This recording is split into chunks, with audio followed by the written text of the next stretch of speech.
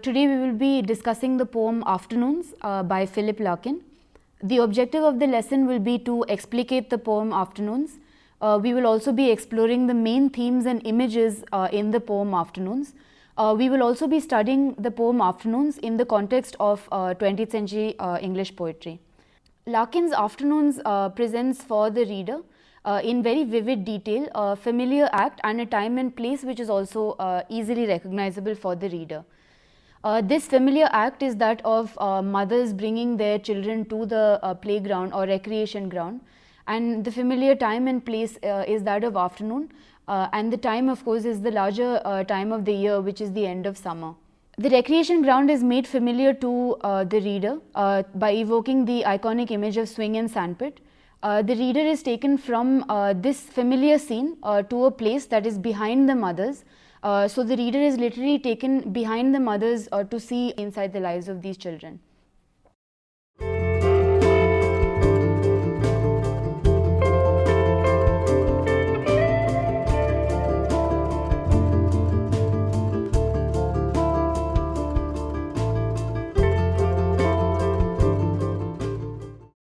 Let us now move on to a brief introduction to Philip Larkin, the poet. Philip Larkin's Afternoons was published as part of the Whitsun Weddings in 1964, and although Larkin is best remembered for his poetry, he is also known to have written two novels, which is Jill and A Girl in Winter.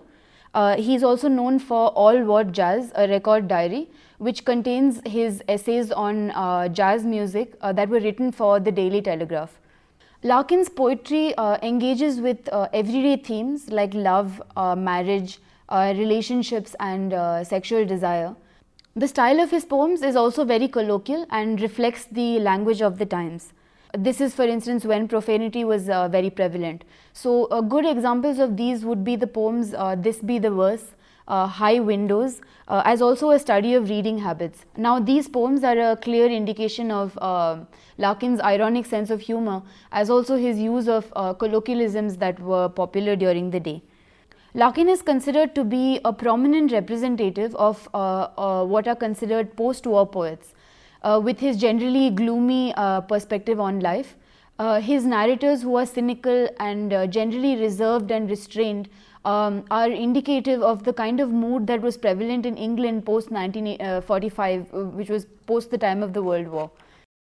Larkin's poetry has also been studied for its realist techniques, which means that it has been compared quite often to having used the kind of techniques that were used in realist novels, which is an extensive scenic detail, for instance. Therefore, Afternoons can be studied very usefully if we look for the realist techniques that it employs, and if we look at the kind of extensive scenic detail that it offers the reader. Other kinds of themes that Larkin is concerned with are sexual disillusionment. He also persistently meditates on death, mortality and aging. He was greatly influenced by the poetry of W.B. Yeats and Thomas Hardy.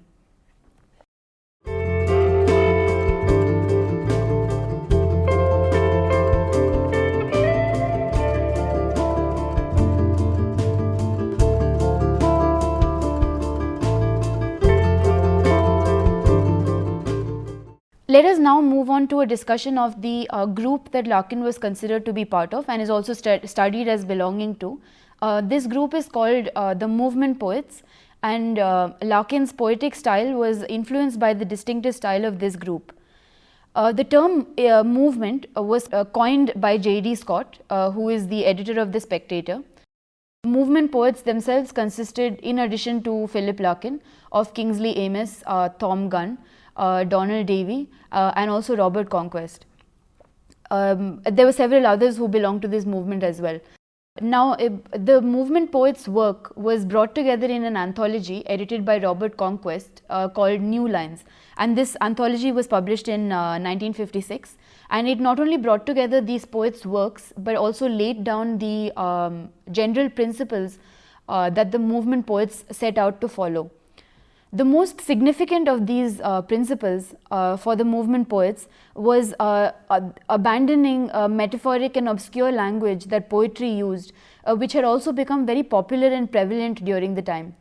The movement poets therefore wished to distance themselves from these arcane and obscure references that poetry often made, and instead they preferred a more practical and rational structure, and they also preferred to use language that was very simple and comprehensible for the common reader. Therefore, movement poets and Larkin along with them were opposed to the modernist poetry of T.S. Eliot, Dylan Thomas and Ezra Pound, whose poetry was replete with classical allusions and intertextual references. And the movement poets instead desired to write about themes and evoke images that were common to the average Englishman. The movement poets have also been studied for their nostalgia or sense of regret for England's decline after the Second World War. The works of these poets are seen to evoke a sense of regret at the fact that London or England was now a declining imperial power after the Second World War. Larkin's poems, like Homage to a Government for instance, displays this theme of a nostalgia or a sense of regret at the national and cultural decline that has plagued England following the Second World War.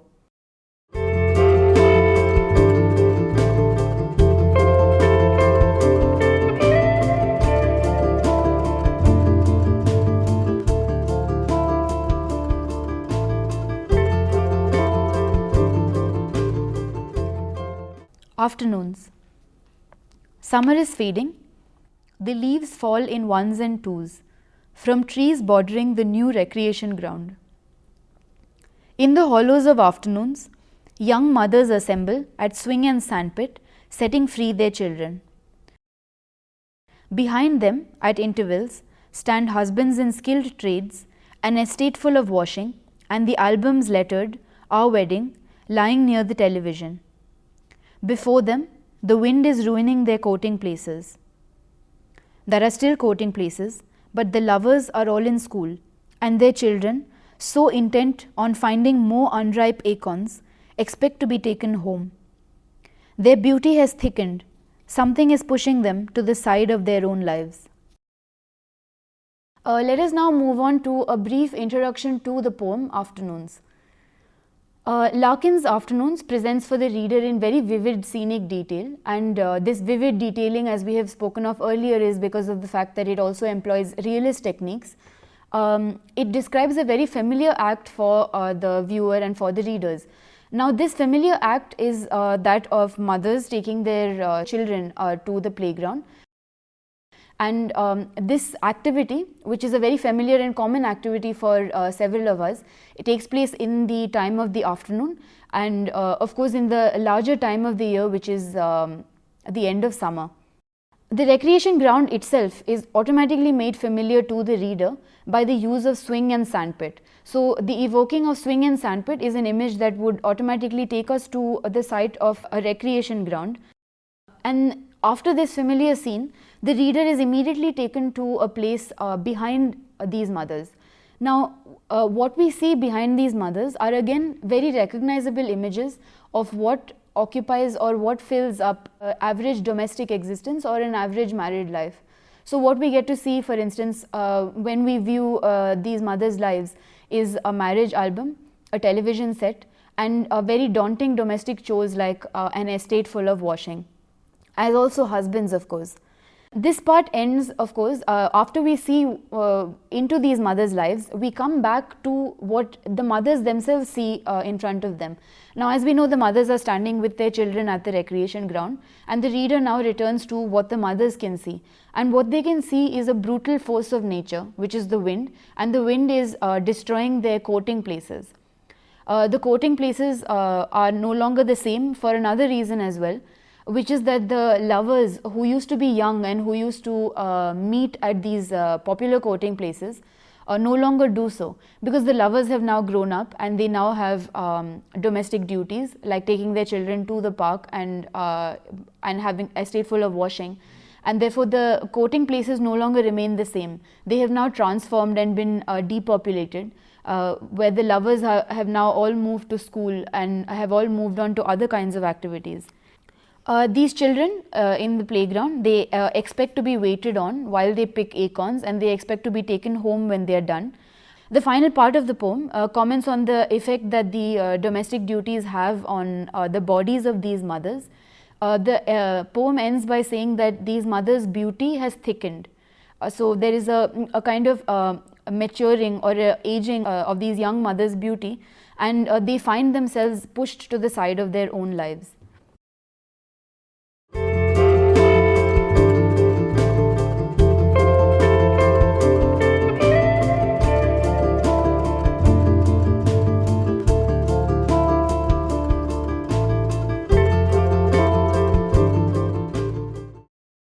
Let's now discuss the theme of mortality in afternoons.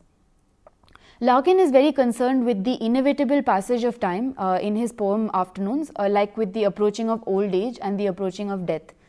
Now, his vivid detailing of the everyday activities of mothers builds up a sense of uncertainty and a sense of impermanence. Now, at the start of the poem itself, we have through the language a sense of uncertainty or a sense of impermanence. Now, summer is fading refers to the passing of a season, but also the inevitability of this passing. So, the poem itself is set at a very odd time. It's set at a time when a season is receding. So, we already have a sense of decline, or we already have a sense of the impermanence of seasons that we experience. In addition, we also see the effect of this receding or fading season on the trees that surround the recreation ground. So, the leaves are falling in ones and twos, and this again indicates how the passage of time has an effect not only on the trees in the recreation ground, but as we see also on the bodies of the mothers who have taken their children to this ground. The poem also takes away the individuality of the mothers by referring to the fact that they assemble. There is a very strict sense of uniformity, but also a very distinct sense of generalizability about this activity of young mothers coming together. So, by designating them as merely young mothers, their individuality has been removed, and we again have a sense of impermanence, in the sense that these mothers don't have an individual existence, or they don't impose on the surrounding with any sense of individuality. They are merely carrying on duties that every other young mother carries out at the same time every day.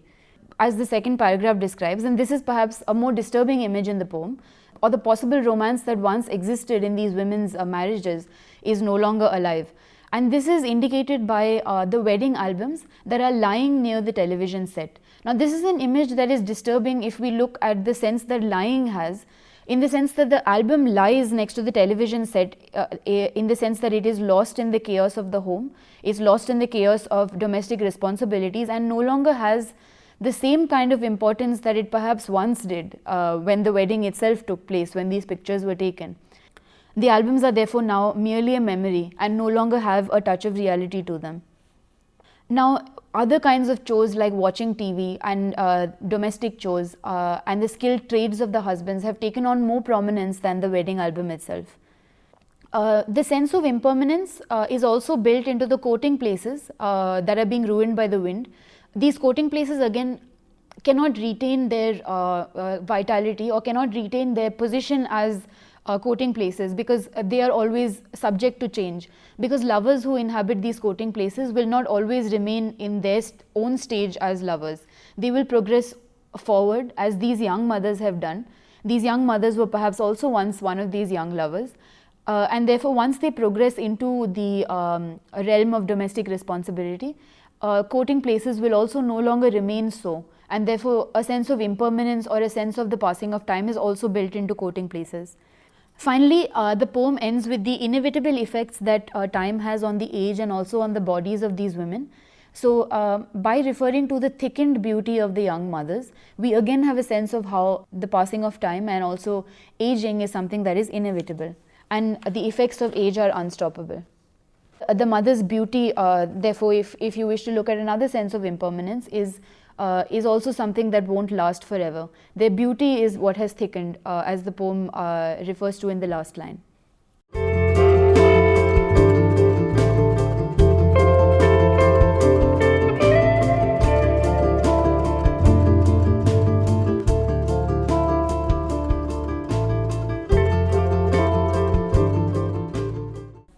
Let's now speak of how marriage and love have been dealt with in the poem Afternoons. Larkin is here presenting a very cynical view of the institution of marriage and the consequences that it has on one's life. So rather than a romantic idealizing of this institution, the reader is presented with a very bleak image of what it means to be married and what it means to face the kind of domestic responsibilities and duties that come along with it. As we have spoken of earlier, the poem begins with a sense of something receding, and this is the season itself. So in a sense, the poem sets up a sense of receding happiness or dwindling opportunity when one is married. If it were related to the idea that what we are seeing here is a domestic existence, then we have a sense that there is a very pessimistic perspective that is being offered to the reader by focusing the time itself as the fading of a season. And therefore, marriage is being situated here as the end of a certain period in one's life, or the end of a certain era and the beginning of another, which is not as positive perhaps, or not as filled with opportunity. The poem begins, like I said, with the description of fading season, but it also describes activities that mothers perform that are not very individualistic. And therefore, the mothers are caught up in a duty which has now robbed them of their individuality.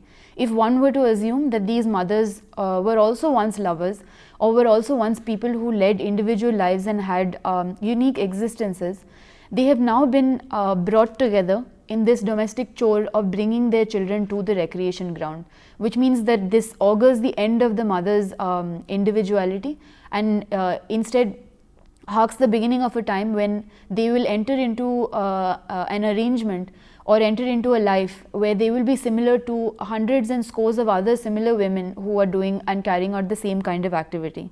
What we must also pay attention to is the time that is allocated to this very familiar activity of mothers taking their children to the recreation ground. The time that is being described here is the afternoon. However, afternoon, like the fading summer, Larkin again designates afternoon as a very unusual kind of afternoon. This is no ordinary afternoon that the mothers are participating in, or rather are carrying out their domestic duties in. This afternoon has been designated as hollow. In the hollow of afternoons conjures a sense of course, hollowness. By hollow, we could here mean a sense of isolation and a sense of loneliness. However, hollow also signifies emptiness or something that is devoid of meaning. And therefore, by designating the afternoon as hollow, or by designating the time of this activity as hollow, the reader has been made to reflect on whether or not there is any meaning at all behind this activity of the mothers taking their children to the recreation ground. There is another indication in the poem that perhaps children being taken to the ground is not such an enjoyable or pleasurable activity after all, which is a very unusual way of looking at this familiar activity. It's not a sense of, we don't have a perfect picture here of enjoyment that a mother derives from setting her child free at a playground. Instead, we have a very bleak and somber sense of mothers assembling, and therefore performing duty that they are bound to perform, that they have no choice about. And it's therefore a very different view of what it means to participate in these kinds of domestic activities.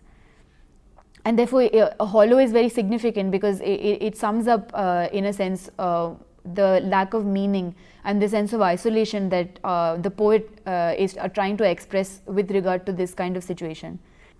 The detailing of these mothers' lives in the second paragraph, as we have already seen, also continues this pessimistic outlook. So, as we have spoken of, there are many iconic images of domestic life that are again conjured when the poet speaks of these mothers' lives. So, when he speaks of television sets and wedding albums that are lying near them and an estate full of washing, these are all very daunting images, because the wedding album is now no longer relevant, no longer records the kind of bliss that it purports to record, because it declares our wedding. But it's no longer our wedding, instead it's merely a group of photographs that no longer have relevance in the mother's current lives.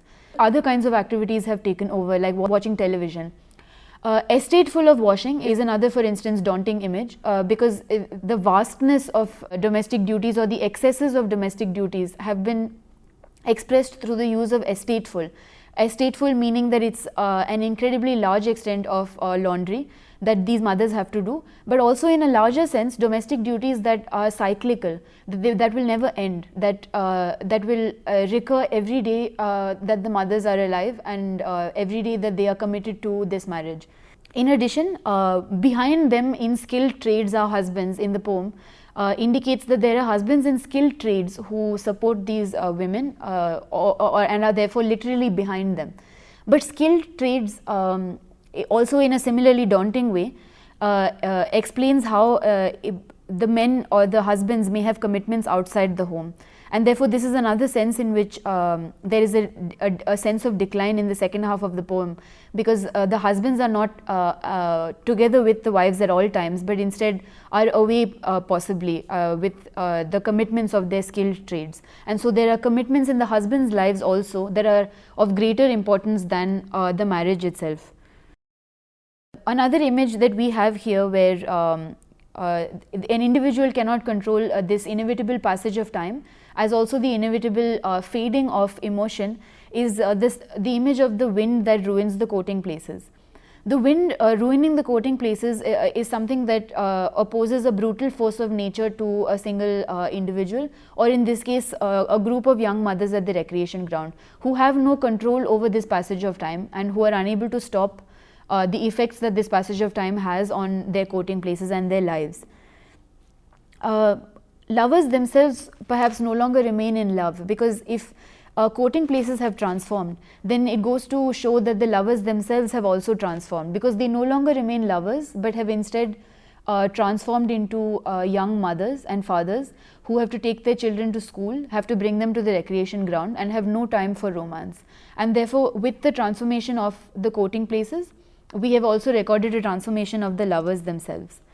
There is also a certain cyclical nature of family life that is indicated by the last few lines of the poem, where the children expect to be taken home, which indicates a sense of filial duty which one does not have a choice about. Now the children who expect to be taken home give us a sense of the very cyclical nature of family life, where it's not so much that the students that the children are being taken to the recreation ground on one or any unique afternoon, but this is an activity that will have to be repeated endlessly through the course of those children's youth.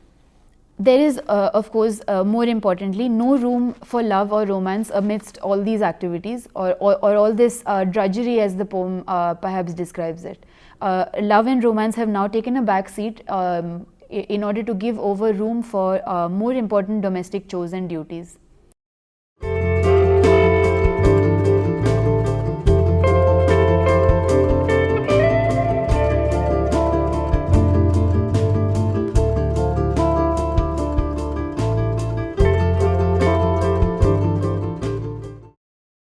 Let us now look at how Philip Larkin's Afternoon visualizes time. There are several ways in which the poem tries to record the passage of time. It gives us, in a sense, and we have already spoken about how the poem employs realist techniques. One of the other ways perhaps that this realist technique can be looked at is in the poem's visualizing of time.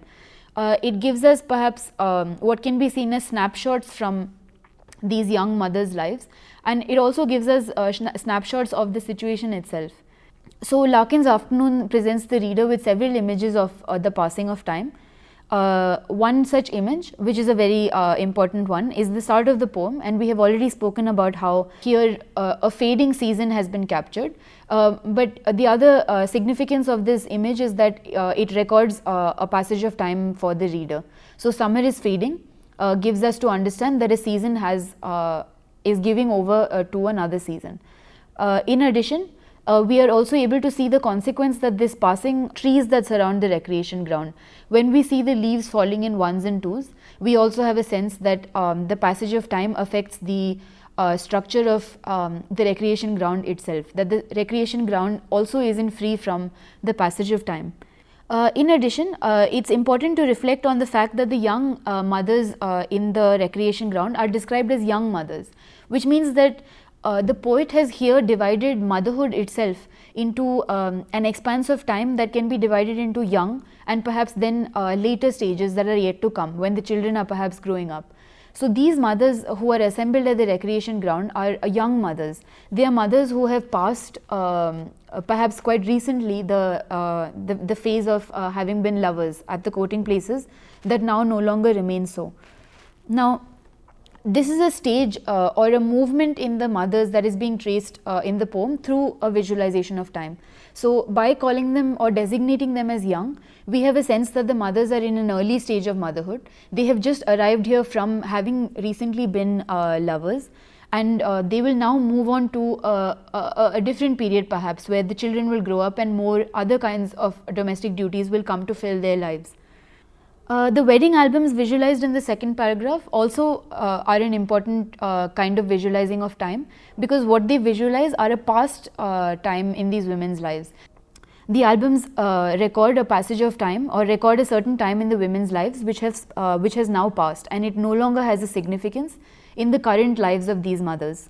Again, a passage of time has been recorded within the image of the courting places, and how at one point it harbored lovers in its confines, and now these lovers have moved on to other phases of their lives, thereby transforming the space of the courting places. In addition, the passage of time has also been marked on the bodies of these mothers. Their beauty has thickened, refers to the fact that their beauty is now fading with the fact that age has approached and their beauty will no longer remain the same. In addition, the poem also says that something is pushing them to the side of their own lives.